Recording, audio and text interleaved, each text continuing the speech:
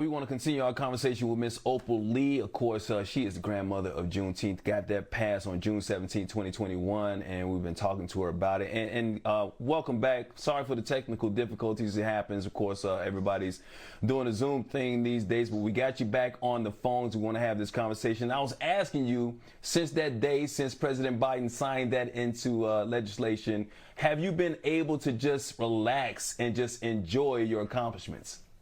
Well, to tell you the truth, I am telling everybody we cannot relax. We have too many other things that need to be done and to be addressed. We've got to do something about education.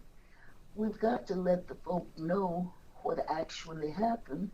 Textbooks and those kinds of things can't sugarcoat it. They can't whitewash it. They've just got to let the youngsters know so we can heal from it, so we can get on with our lives. And so I'm going to tackle the education thing.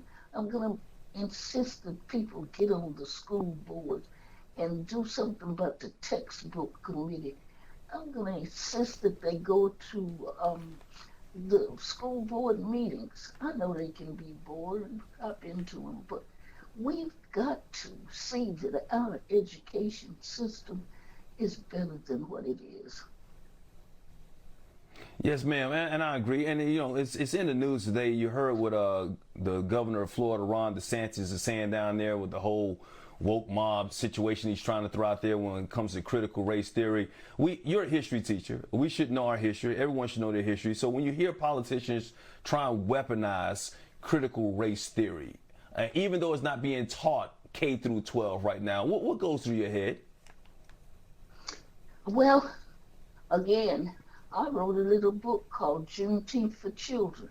I got another one in my head, 1619, that I proposed for children. I keep saying, we must know our history. There's no way that we can go forward if we don't know our history. So I keep hammering that and everybody I come in contact with. Yeah, absolutely, and I think we should know. And you know, the thing about a lot of people know you as a grandmother of Juneteenth, and that's well known, and people should know their history when it comes to you and your work. I don't think a lot of people understand where that passion actually originates from. Juneteenth 1939, I believe you're 12 years old at the time. Something happened that caused this spark to make you want to make Juneteenth a holiday. Can you share with us what that was? Yeah, I don't mind. My parents had just bought a house and my mom had it fixed up so neat.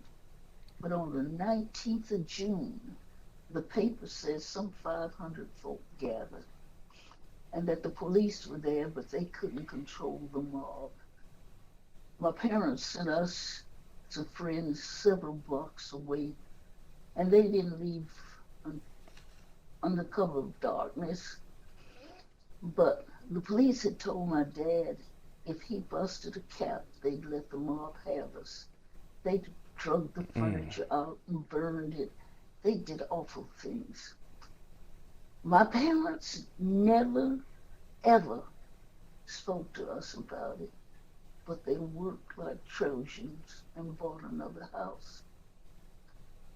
I've always felt that Juneteenth was special, and I wanted, after I had the time to do the festivals, I want people to know that it's more than a festival, that there are educational components, that there's the music and the children's parts in it.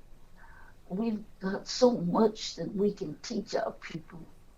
And Juneteenth, I believe, is the way we can do it. All over this country. Yes, ma'am.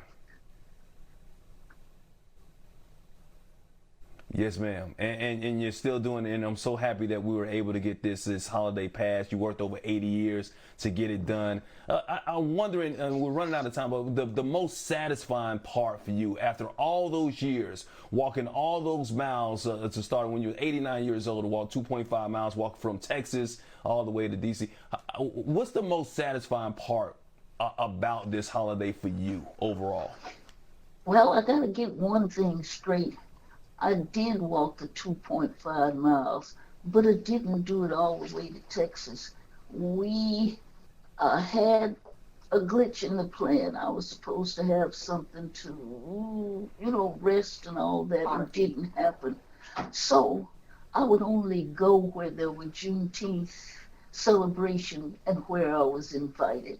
So if I left in September 2016, I got there January 2017. I did some hundreds of miles, but not the 1,400 that it would take. And listen, being in the White House, that was my second time. But I was awed. I was happy. I just don't know, how to express it to you. But then there's going to be something I can tell my grandchildren, great grands, and I do have some great great grands. So I'm a happy camper. Yeah, absolutely. And you know what? And we're so proud of you. If you walked 2 miles or 2,000 miles, we're happy because you walked the right walk to get something done, and your work continues. We're so appreciative of what you're doing, speaking on issues of inequality, mass incarceration, inmate rights, and we know you're still passionate about that. And like you said at the beginning of this interview, your fight continues. But I want to congratulate you, and we're showing it right now because you've been honored by Forbes in the 50 over 50 category, and you've been given so many awards over the years for your work. I'm wondering, you're in New York City right now, I'm wondering what this particular award means to you. Where would you rank this out of all your accolades that you've achieved over your life? Oh, gee whiz, don't make me say which is which. I've enjoyed all of them. I'm going to get a doctorate thing from TCU on Saturday, and I've already got one from TWU, and there's still a third one. I don't even know how I'd be able to say my name, Doctor something, because I'm going to still be Opal Lee. We are going to call you, we are happy to call you anything you want to be called. You are an innovator.